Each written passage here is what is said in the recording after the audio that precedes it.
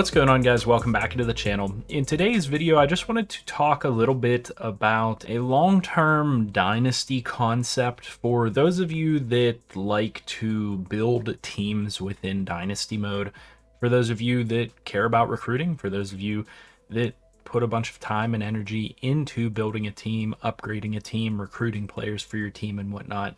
And I just kind of want to talk a little bit about some experiences that I've had last year, my experience this year with Dynasty Mode, and just kind of make a general recommendation to you guys, or just kind of let you guys know that it's not always beneficial to jump from one team to another. And that's for a bunch of different reasons, some of the main ones which I'm going to give to you today. But jumping into that discussion here today, we kind of started talking about this, and I was giving a bit of information to some of my friends based on experiences I had last year who were potentially going to change teams just based on, differences between the quality of teams within our dynasty. I'm sitting here as UCLA, who's a 3.5-star school that has a pretty good recruiting base and starts out with a pretty solid overall. We have teams like Cal that are 3 stars, 79 overall, and that's kind of a general representation of a lot of our teams. But then we also have teams like Wyoming that are a 69 overall 2-star team and really struggle with their recruiting base. They have problems with players leaving, their best players leaving to the transfer portal and whatnot, and there's just not going to be as much depth on those types of teams in order to be able to build that team and continue to turn them into a successful program. But, I kind of want to just talk a little bit about that. We can kind of go through my logic behind it, because I had an experience last year with a somewhat similar situation. We picked somewhat rebuilding teams last year, and like low 80s was kind of the maximum of what we were looking at, and I ended up going with Vanderbilt. And you could probably surmise different reasons as to why I would go with Vanderbilt, but Vanderbilt's typically not that good of a team. They're pretty solid this year as an 84, but if you simulate a year forward in dynasty mode, they drop down somewhere into the mid-70s. So they have a difficult time within the SEC, but you get the advantage of being in a really good conference. It gives you better school grades and whatnot, and so there are some advantages there. And if you happen to do well and win your games, then that gives you even more stacked bonuses, as I would call them, to your team building capabilities being in the SEC and being successful. However, I spent 2 seasons, maybe 3 seasons at Vanderbilt, and inevitably, after winning and being very successful with them, got offered the job at LSU. And my main concern was with Vanderbilt, I was getting better and better at recruiting and getting better recruits as time went on, and I was continuing to be successful and winning the conference and different things. But ultimately, I wasn't able to get those elite development players at Vanderbilt that a team like an LSU could, or an Oklahoma, or a Florida, or a Georgia, or a Texas typically did.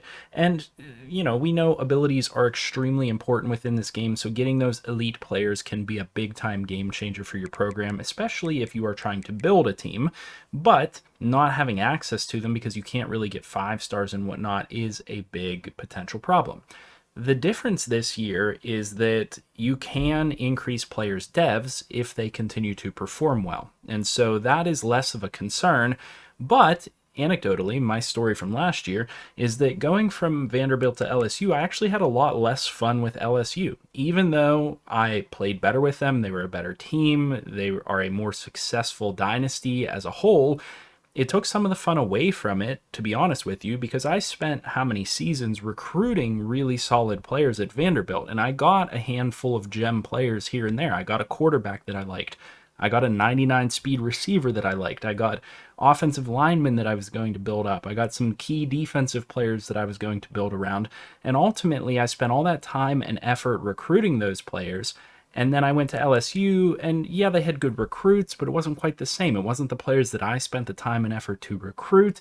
Some of the recruits didn't match my play style. Actually, a lot of the recruits didn't match my play style because I stole a lot of the recruits that match my play style with a team like Vanderbilt. And then ultimately, the big kicker that I really want to impress upon you guys today for team building purposes is when you go from a team that you're already building and recruiting with to a brand new team, you set yourself back, in my opinion, to square one with your recruiting and team building.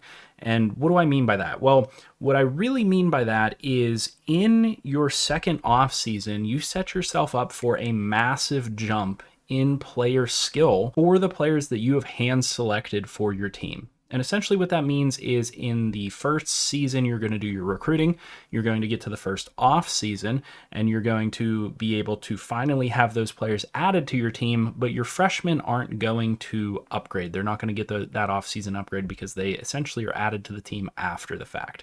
Then you play a second season, and in season 2, you make a massive jump by allowing those players to now upgrade. All of your freshmen that you just recruited, that you hand selected for your team, are going to get a massive skill increase going into that second off season.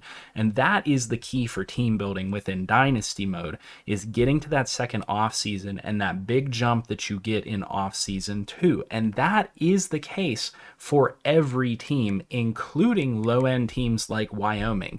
That is when you can see a huge jump in capability with lower-end teams or rebuild teams or whatever it might be, just like all these other teams that we have here in Dynasty mode. Delaware, Wyoming, Texas State as another example. I think that it gets very easily overlooked that you have that big jump in season 2. And so we're in season 1 right now. We're wrapping up season 1, as you guys can tell by the records, by the standings, by the fact that I won this conference title game over Oregon. We are at the end of season 1. So if somebody decided to jump teams and accept a job offer with another team in our dynasty going into season 2, they are setting themselves back to square one. Now, don't get me wrong. You are going to have freshmen that were recruited by that CPU team, but it's not going to be nearly the same as your hand-selected recruiting classes. And again, we're doing it in our dynasty where you can only accept job offers that are offered to you. You can't recreate a coach for another team or whatever. So you're going to be limited on your options. And oftentimes those options that you get aren't going to have had good recruiting classes on the entire spectrum of, recruiting standings. So you're going to then be 2 years away from that skill jump with the team that you're taking over.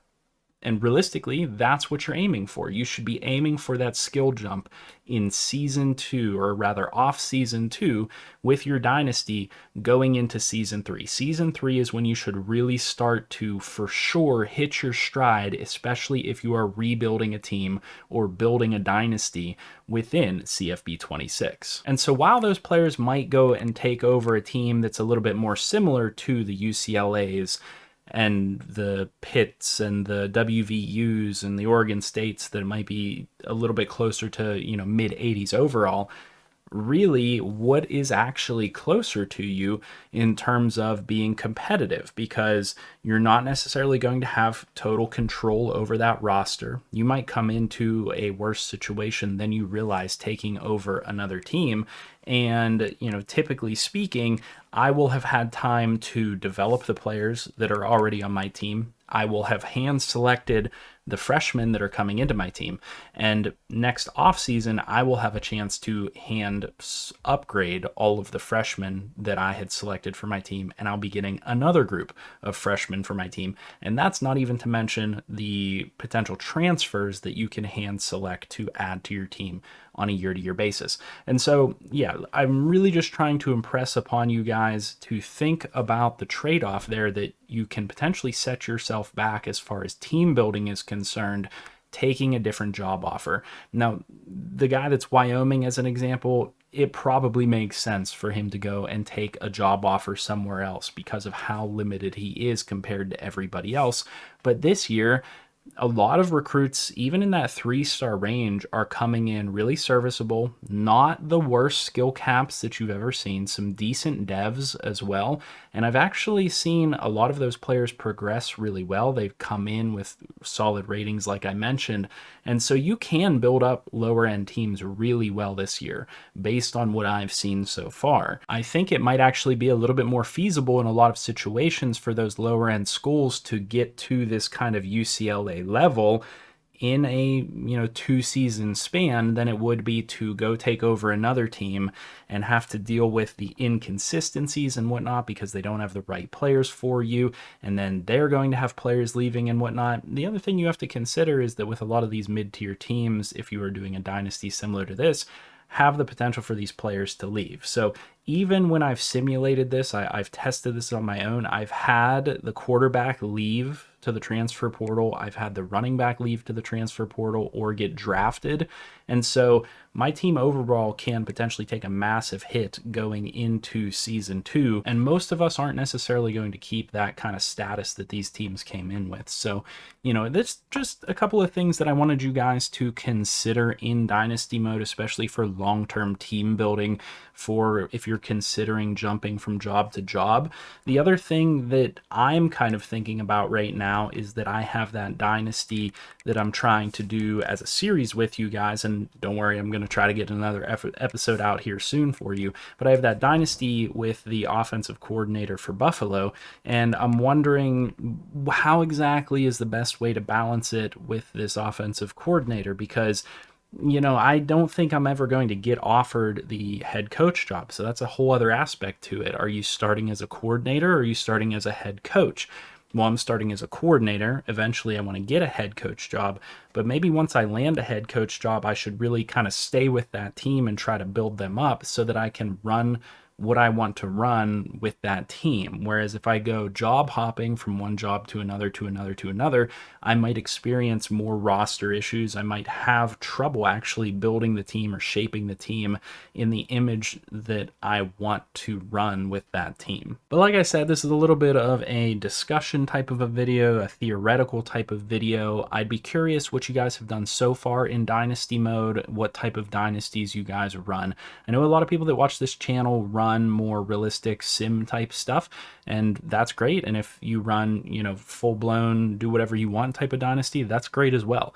I would be curious to hear all of it down in the comment section below, and let me know what your thought process is if you do try to hop from job to job, because in our dynasties we also have some people that are hardcore, take a team, build that team, play with that team until the game is over. And then we also have some people that prefer to job hop and work their way up and then eventually take over that name brand school or take over their favorite school or whatever. And I totally get that as well. If your favorite team is Alabama, of course, you're always going to want to work up to taking over Alabama one day. I get that. I totally get that. But again, I'd be curious to hear your comments down in the comment section below, and let me know your thoughts on what I kind of talked about. Do you view it as potentially setting yourself back team building wise or recruiting wise if you jump from one team to another?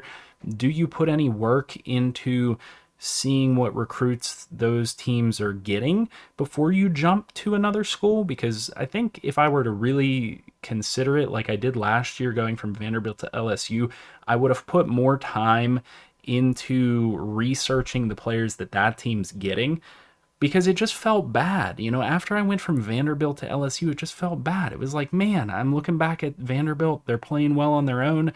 They have that crazy quarterback I wanted to play with. They had that wide receiver that I spent so much time trying to get. And it would have been fun to play with those guys. And what more do you really need? Like, yeah, it would have been cool to have the elite abilities and all that stuff. But ultimately, it felt less like my team when I moved away from Vanderbilt. I wish I would have stayed with Vanderbilt all of last Dynasty on the last game. I think it would have just been more enjoyable, more fun, and a better story for me to have done that than for me to have jumped to LSU. But anyway, like I said, let me know your comments down in the comment section below. Let me know your thoughts. Please leave a like on the video. Subscribe to the channel if you're new around here, if you like this type of stuff. As always, I'll see you in the next video, and I hope you have a good one.